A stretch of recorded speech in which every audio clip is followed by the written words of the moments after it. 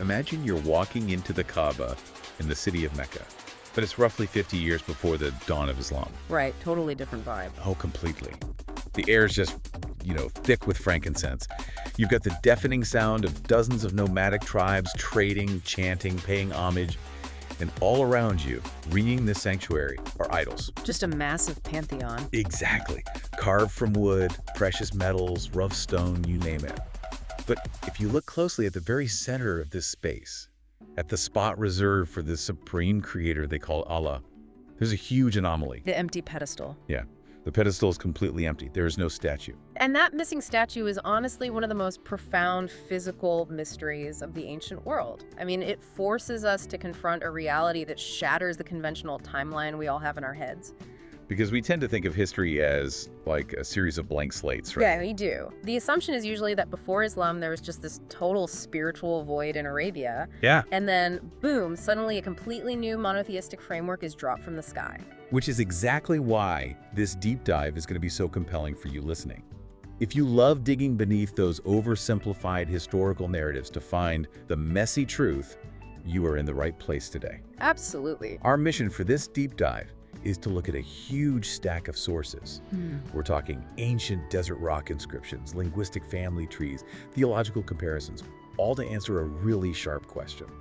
Did Islam introduce a completely new god, or did it dramatically redefine an existing one? Right, and spoiler alert, the historical evidence points heavily toward the latter. It really does, because when you look at how massive cultural and religious shifts actually operate, I mean, on a societal level, they almost never succeed by erasing the past. No, they absorb it. Yes, they succeed by reclaiming and redefining the symbols and names that people already know and trust. So let's start with the hard physical proof of that. Because we aren't just relying on poetry written centuries later, we've got epigraphic evidence. The stones themselves? Exactly. Actual stones carved by actual people. If you travel up into those scorching black basalt deserts of North Arabia, you find thousands of what archaeologists call Sephidic and Ismaic inscriptions. Which are these ancient North Arabian alphabets used by nomadic desert wanderers. Right, and they date anywhere from the 1st century BCE to the 4th century CE. You literally see these nomads scratching highly personal invocations into the rocks. Yeah. Things like by Allah or may Allah remember. And you have to think about the daily reality of the people carving those words. These aren't highly educated theologians in a marble temple debating the divine. Right, they're just trying to survive. Exactly.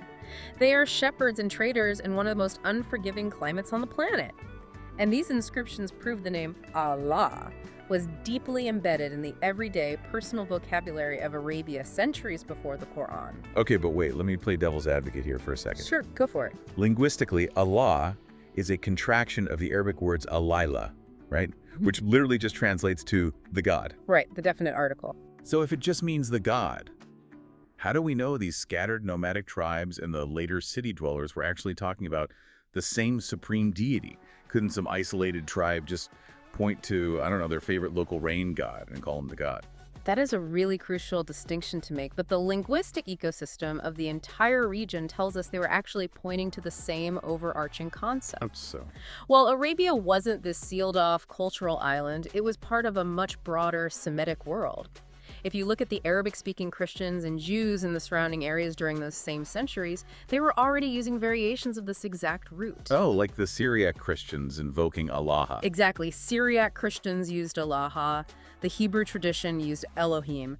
So the term Alayla, or Allah, wasn't just some generic placeholder for a local weather spirit. It was a universally recognized title across the Middle East for a singular supreme creator god. Wow. Okay, so the concept of this high god is echoing across the entire northern desert. It's like finding ancient personal God bless graffiti everywhere. That's a great way to put it, yeah. But if we shift our focus from the harsh life of those nomads to the wealthy city elites down in Mecca, the vibe changes completely. Oh, dramatically. The sources highlight the Quraysh tribe.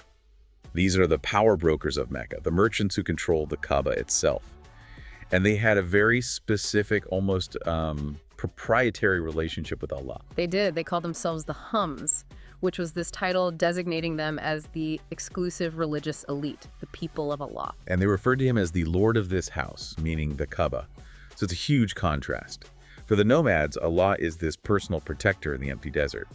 But for the Quraysh. For the Quraysh, Allah is an institution. Right. I mean, controlling the sanctuary associated with the supreme creator gave them immense leverage.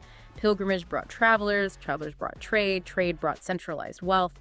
They were effectively branding themselves as the gatekeepers to the divine. It sounds exactly like a corporate monopoly. It pretty much was. Like, the nomads are carving his name into random canyon walls, but the Meccan elites are saying, sure, you can pray to him out there, but we own the official headquarters. If you want to do business, you come through us. And it was a very lucrative monopoly at that. And to see how deeply ingrained this specific title had become, we just have to look at the Zebed inscription. Oh, the Zebed inscription is fascinating. It was found in Syria, and it's dated with absolute precision to the year 512 CE. Right, over a century before Islam. Yeah, and what's incredible is that it's a trilingual stone carving written in Greek, Syriac, and Arabic. And the Arabic portion of that stone is what really changes the historical narrative, because it explicitly begins with the formula "in the name of God," or Bismillah all. Which is the Bismillah. Exactly. The exact liturgical formula that becomes the foundational opening to almost every chapter of the Quran, carved into stone by Arabs well before Islam. Okay, so we have this rock-solid foundation. The northern nomads, the Syrian Arabs, the Meccan elites, they are all invoking Allah. The brand is incredibly strong in the north. Very strong. But here is where the historical friction really starts to build. Because if Mecca is making a fortune off this monopoly on Allah in the north, why on earth would they ever try to merge that identity with the southern tribes? Now we're getting into the geopolitics. Right. Because if you look at the map of ancient Arabia, down in the south, what is modern-day Yemen, they had a completely different, highly structured kingdom, and they worshipped a different high god named Rahmanan, which translates to the merciful. And you've hit on the exact geopolitical crisis of the era. You have two distinct regional concepts of supreme deity, the northern Allah and the southern Rahmanan. And for generations, they were basically parallel competing brands, right? Yes, but Arabia was facing this massive existential threat from the outside. They were being violently squeezed between two monolithic superpowers. You're talking about the Byzantine Empire to the north and the Sassanid Persian Empire to the east. Exactly. The Byzantines were this aggressive superpower unified under a single-state religion, Christianity. The Sassanids were an equally massive superpower unified under Zoroastrianism. And they're constantly fighting proxy wars right on Arabia's borders. Right, so the Arabs, with their fractured, tribal, polytheistic system, were basically sitting ducks. To compete on the world stage, or even just avoid being conquered, they desperately needed a centralizing force. They needed a unified identity. It really is like a massive corporate merger. Two rival tech companies realizing, hey, if we don't merge our assets, we're both going to be swallowed whole by this multinational conglomerate. That is a perfect analogy. They had to somehow fuse the northern brand of Allah with the southern brand of Rahmanan. And that fusion is exactly what we see happening within the text of the Quran. It wasn't just a poetic choice to pair those names together. When it says Bismillah al-Rahman al-Rahim. Right. In the name of Allah, the most gracious, the most merciful. It is actively weaving together the northern and southern religious vocabularies. It's performing this massive social re-education to convince these independent tribes that their two regional high gods are actually the exact same universal entity. Okay, but how did that actually work in practice? I mean, it's one thing to write it down, but establishing one massive unified high god creates a really sudden practical problem for everyday people. It does. If Allah is suddenly as vast and unified as the Roman or Persian empires, how do you, as an average farmer, even begin to communicate with him? Well, to understand that, we have to look at a phenomenon that theologians call Deus otiosis. Deus otiosis. Yeah, it translates roughly to the idol god, or as it's often described, the absentee landlord theory. The absentee landlord. I love this concept because it explains human psychology so well. The sources show that in pre-Islamic Mecca, people absolutely believed Allah created the heavens and the earth. That wasn't the issue. Right, no one was disputing that. But they viewed him as being so unimaginably vast, so transcendent, that he was functionally removed from the gritty reality of daily life. Put yourself in their shoes. If your child is sick with a fever or your well is drying up, you don't feel worthy to bother the supreme architect of the cosmos with those petty terrestrial problems. He's just too distant. Right. So society inevitably invents workarounds. They turn to intermediaries. They turn to middle management. Exactly. It's corporate hierarchy applied to theology. Like, you wouldn't email the CEO of a global corporation to complain that the break room microwave is broken. Yeah. You talk to HR. You talk to the floor manager. Yes. So in this pre-Islamic Arabian pantheon, who was functioning as middle management? Middle management was primarily handled by a group of deities commonly referred to as the Daughters of Allah. The three most prominent goddesses were Alat, Al-Uzza, and Manat. These were the accessible, localized deities. People built physical shrines to them, carved idols of them, and sought their direct intervention for practical things like health, crops, safe travel. So the everyday worshiper is praying to the daughters to essentially put in a good word with the father. They're a bureaucratic bridge to the supreme creator. And that is the crucial context for understanding early Islam.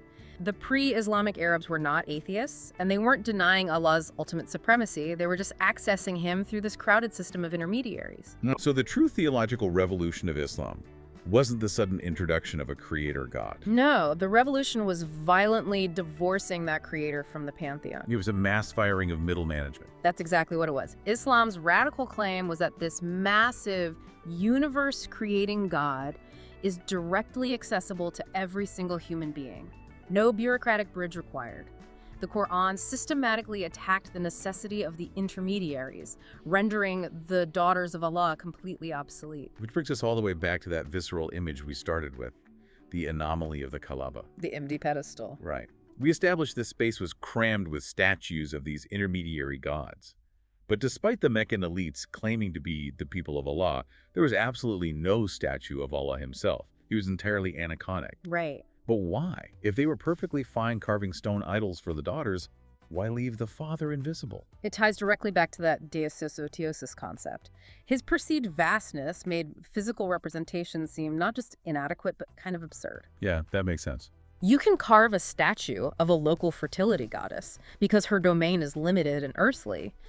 But how do you sculpt the boundless, infinite creator of the cosmos? To attempt to capture Allah in wood or stone would diminish him to the level of the intermediaries, so they left the pedestal empty. And what blows my mind is how that pre-existing emptiness actively shaped the future of world religion. Is when Islam eventually conquers Mecca, the accounts say the idols of the lesser gods were all smashed. Right, cleared out. But they didn't have to smash an idol at all. They couldn't smash what was never there. That pre-Islamic aniconism, that specific empty space, laid the absolute psychological groundwork for Islam's eventual strict ban on all religious images. Wow. Islam simply took the invisible space that the polytheistic Meccans had already reserved for the high god and expanded it. They made that emptiness the universal rule for all divine worship. They took a pre-existing Meccan anomaly and weaponized it to become the defining characteristic of Islamic monotheism. That is incredible. Let's pull all these threads together for you listening, because the picture of history we've painted today is just fundamentally different from the standard narrative. It really is. The true historical shift of early Islam was not this jarring leap from no God to Allah. The reality is an evolution. It's a masterful transformation. Islam took a shared, somewhat distant high god who was buried in a noisy pantheon and elevated him into an absolute, singular, exclusive deity who tolerated no rivals. They used the foundation that was already poured into the sand. They took the name the nomads were carving into basalt rocks. They took the linguistic roots shared with their Jewish and Christian neighbors. The invisible presence at the Kaaba. Right. Yeah. And the southern concept of Ar-Rahman. And they forged all of those familiar elements into an entirely new, impenetrable structure. And in doing so, they created a unifying identity powerful enough to not only survive those crushing geopolitical pressures from the Byzantines and Sassanids, but to eventually overtake them entirely. It is such a brilliant example of how history actually moves. But before we wrap up this deep dive, I want to leave you with one final puzzle to chew on.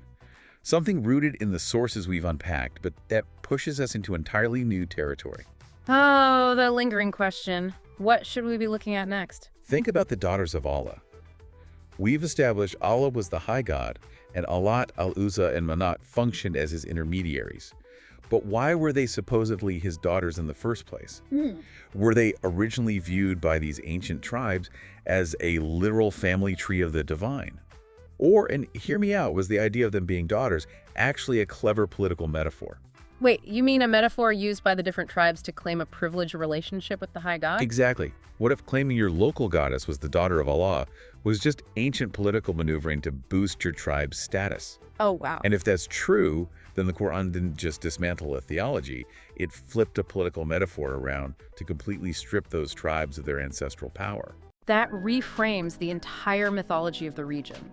It changes a theological debate into a brilliant political chess match. It really does. It's something to really mull over the next time you consider how the divine feminine fits into ancient history and how religious language is constantly used to build and dismantle human power structures. Because as we've seen today, when you dig beneath the gleaming monuments of history, you don't find a clean break. You find the original ancient stones of the foundation still sitting there in the sand waiting to tell a much more complicated story.